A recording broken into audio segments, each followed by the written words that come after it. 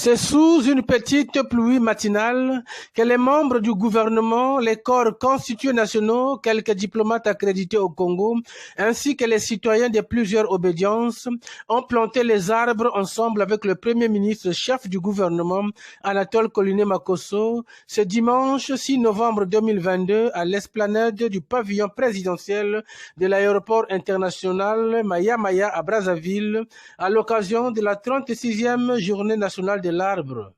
19 388 plants de diverses variétés ont été prévus pour être plantés sur ces sites de plus de 12 hectares, sites préparés par les services techniques du ministère de l'économie forestière dans l'objectif, entre autres, de reboiser et de lutter contre le changement climatique.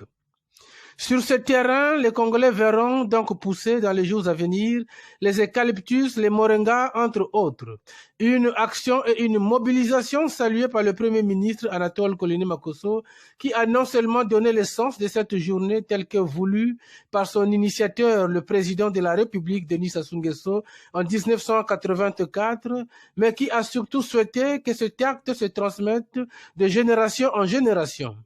La lutte contre les têtes d'érosion déjà visibles sur cet espace, l'ornement du site qui doit cesser d'être un dépotoir d'ordures sont des éléments qui ont porté sur le choix de ces sites. Selon Hildever Munkala, chef d'agence du Service national de reboisement Brazzaville.